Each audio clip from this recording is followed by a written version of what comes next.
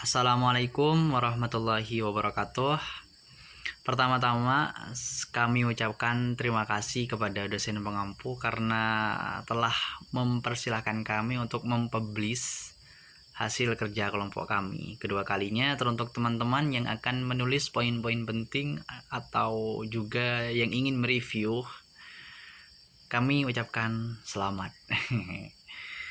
Oke, singkat waktu karena waktunya juga terbatas. Di sini kami akan mempresentasikan dan menjelaskan tentang apa itu kepribadian. Oke, sebelum lebih jauh meninjau soal kepribadian ini, kepribadian itu merupakan sesuatu yang unik. Artinya dimiliki oleh setiap individu, tapi berbeda-beda, beragam. Nah, dari kepribadian ini para ilmuwan, para ahli dulu itu menimbulkan beberapa teori karena keunikan itu sendiri. Itu ya. Lebih jauh ntar deh. Terus kepribadian itu juga bersifat hereditas. Hereditas itu artinya dibawa secara turun-menurun atau bersifat genetis itu ya. Jadi turunan biasanya dari ini ke ini. Pokoknya gitu deh, secara genetis. Yang kedua, kepribadian itu berdinamika dengan lingkungan sekitar. Dalam artian kepribadian juga bisa terbentuk dari pengaruh lingkungan, dari pengaruh sosial, dari pengaruh pergaulan. Itu ya. Kayaknya kita udah punya bayangan nih tentang kepribadian itu kayak gimana. Oke. Saya lanjut dengan penjelasan barusan bahwa para ahli dulu itu termotivasi, terinspirasi dengan keunikan kepribadian ini. Makanya timbullah teori-teori kepribadian. Dalam makalah saya hanya mengambil setidaknya 3 teori kepribadian ya. Ini menurut para ahli. Yang pertama itu teori kepribadian sifat, trait ya, bahasa Inggrisnya trait itu. Ini juga sudah banyak ya dikembangkan. Dulu itu pada tahun 800-an, pada abad 18 itu juga ada satu teori yang sangat terkenal dan sepertinya digunain sampai sekarang, itu tentang karir. Namanya teori kepribadian trait and factor itu. Itu pertama sifat. Yang kedua adalah teori kepribadian psikodinamis. Ini identik kalau udah dinamis kayak gini identik dengan Sigmund Freud ya. Nah, dalam teori kepribadian psikodinamis ini kayaknya udah kita tahu ya tentang id, ego dan superego itu. Jadi id itu adalah keadaan batin manusia. Ego itu kayaknya keadaan pikiran ya. Jadi ego itu kayaknya pertimbangan gitu.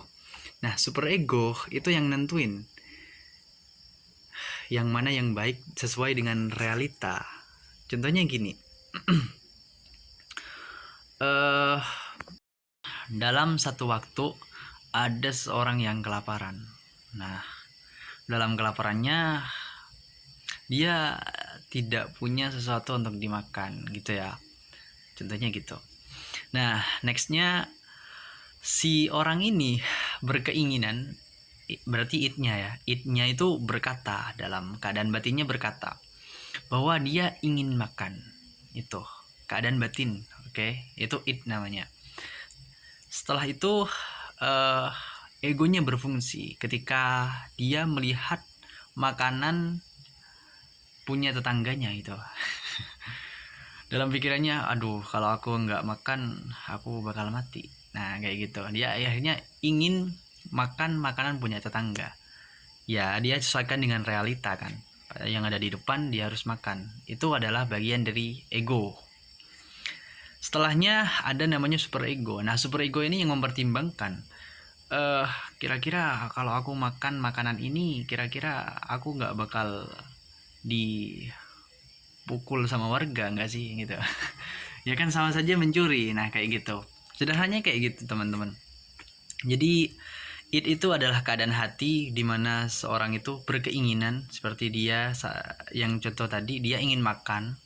Nah, karena ingin makan, dia usahakan untuk mencari hal-hal yang realistis, mencari makanan kan.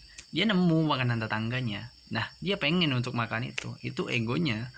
Kalau dia nurutin egonya, maka ya udah dipukulin sama warga tuh. Tapi ada namanya super ego, artinya pertimbangan moral itu, pertimbangan realita.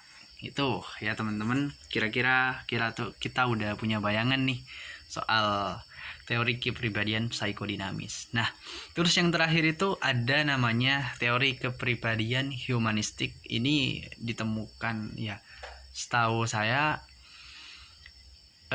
teori kepribadian ini udah tahun 2000-an ya.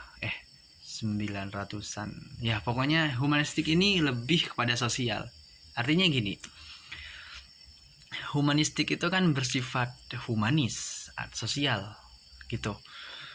Nah, humanistik itu artinya keinginan kita untuk diakui oleh orang lain. Kemampuan beraktualisasi gitu. Jadi setiap apa yang kita lakuin tuh kita harus dapat apresiasi dari orang lain. Nah, kayak gitu. Ini kepribadian yang sampai sekarang masih banyak dikaji ya oleh beberapa ilmuwan.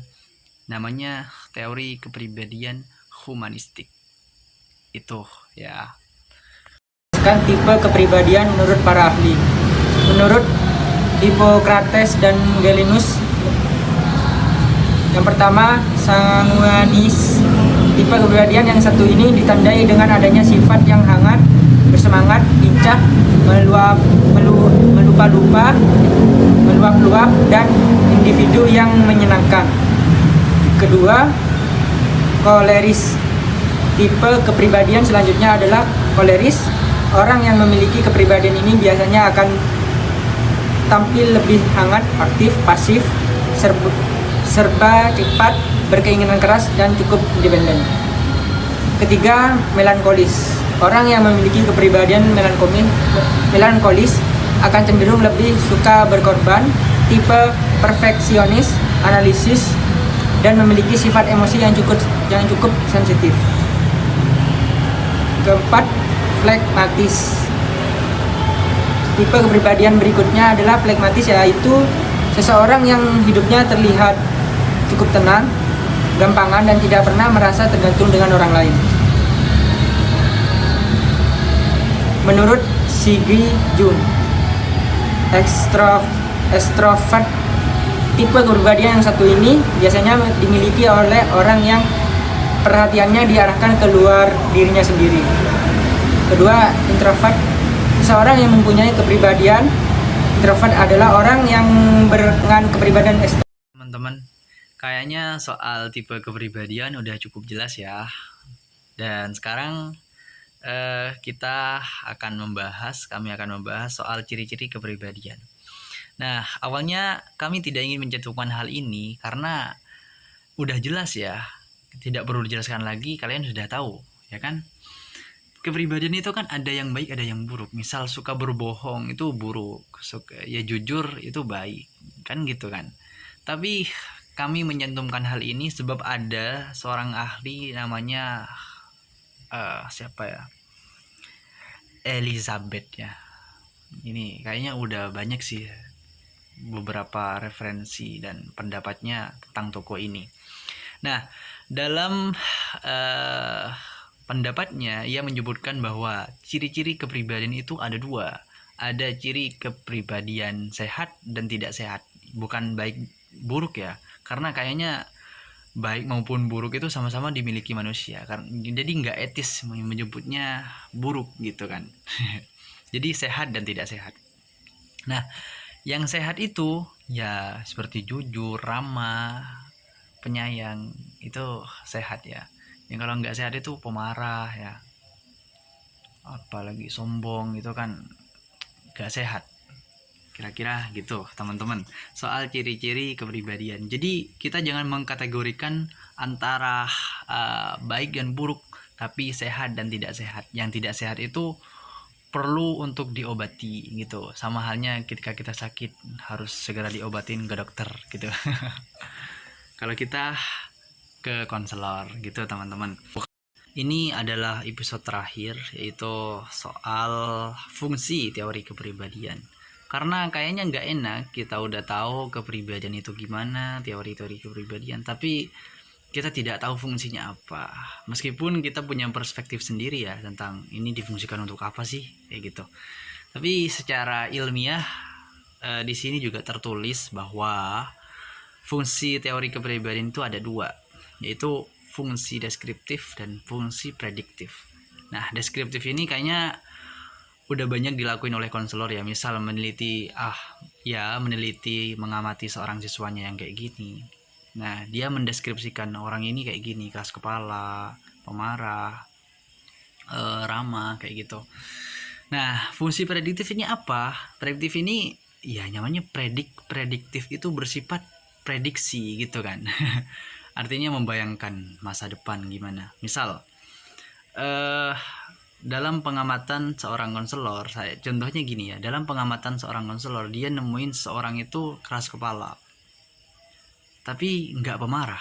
Nah, lalu si konselor ini mengamati dengan memfungsikan fungsi prediktifnya. Ia membayangkan ke depan, kalau keras kepala kayaknya ini bakal pemarah. Jadi itu ditaruh dalam dalam fungsi prediktifnya. Jadi kayak gitu ya teman-teman. Jadi mengetahui pribadi ini sekarang ya gini, tapi dia membayangkan ini kalau nanti gimana ini ya kira-kira. Makanya dari fungsi prediktif ini kita bisa menemukan solusi yang tepat untuk kepribadian yang nggak sehat agar tidak berkelanjutan. Kira-kira gitu teman-teman ya. Terima kasih.